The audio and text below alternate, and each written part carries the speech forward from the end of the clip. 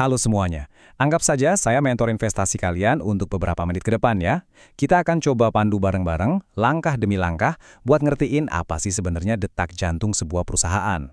Kita akan belajar cara baca laporan keuangan, tapi bukan sebagai akuntan, melainkan sebagai investor yang pinter. Nah, ini dia pertanyaan paling dasarnya ya kan? Kalau kita mau invest di sebuah saham, kita mulainya dari mana? Apa yang mesti kita cari? Gimana caranya kita tahu kalau perusahaan itu beneran sehat? Atau cuma kelihatannya aja bagus dari luar? Jawabannya itu ada di dalam dokumen ini, laporan keuangan tahunan. Ya, saya tahu. Sekilas kelihatannya rumit ya, penuh angka, istilahnya aneh-aneh. Tapi tenang aja, hari ini kita bakal bedah bareng-bareng dengan cara yang simple dan masuk akal. Yuk kita mulai general check-up finansialnya. Bagian pertama, kita periksa dulu kinerjanya. Anggap aja ini kayak kita lagi ngukur tingkat energi dan vitalitas perusahaan. Dan untuk itu, kita lihatnya di laporan laba rugi. Laporan ini tuh intinya adalah rapor perusahaan selama satu periode, biasanya 1 tahun. Konsepnya sederhana banget. Laporan ini nyatat semua duit yang masuk alias pendapatan, terus dikurangin sama semua biaya yang keluar. Nah, angka paling akhir yang tersisa, itulah laba bersihnya. Simpel kan? Biar gampang, kita pakai contoh beneran ya dari PT Citra Borneo Utama, atau kita sebut aja CBUT. Di tahun 2025, perusahaan ini berhasil nyatat penjualan sebesar, hampir 14 triliun rupiah. Ini pendapatan kotornya ya, semua duit yang mereka hasilin dari jualan sebelum dipotong biaya apapun. Angka sebesar itu belum cerita banyak kalau nggak ada pembandingnya. Jadi, coba kita intip tahun sebelumnya. Di tahun 2024, penjualannya itu 9,7 triliun rupiah. Nah, sekarang kita mulai bisa lihat polanya kan? Dan kalau divisualisasikan, jadi jelas banget. Lihat ya lompatannya, dari 9,7 triliun ke 13,9 triliun. Ini bukan pertumbuhan biasa, ini tuh lonjakan yang signifikan.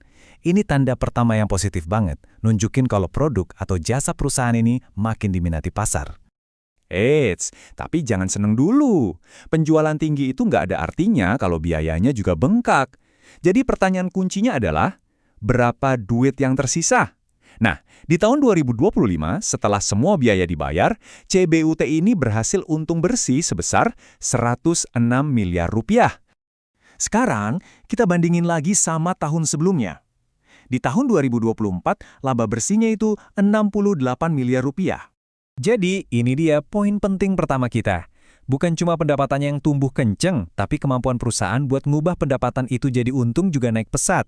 Ini tanda kinerja yang sehat banget.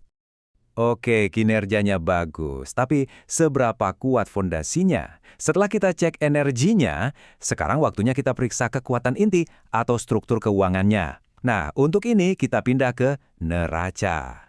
Coba bayangin neraca itu kayak hasil ronsen keuangan di satu waktu. Di satu sisi ada aset, semua yang dipunya perusahaan. Di sisi lain ada liabilitas, semua utang perusahaan.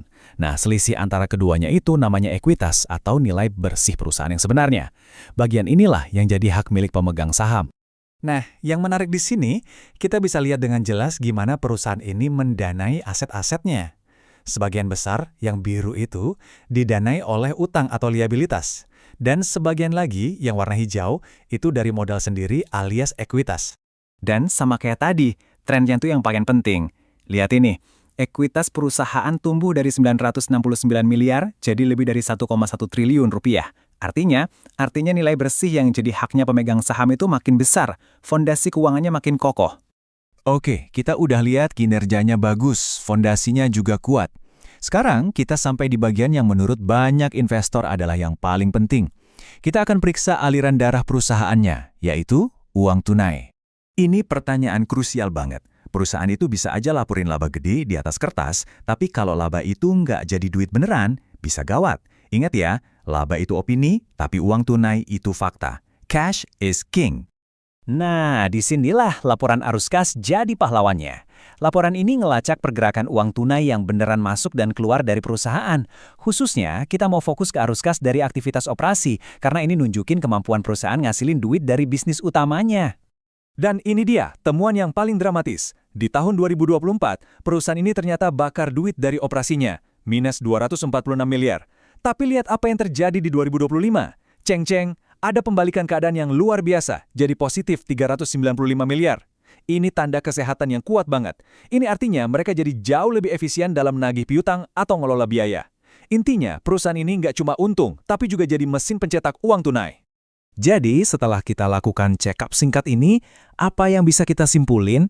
Yuk kita rangkum temuan-temuan kuncinya.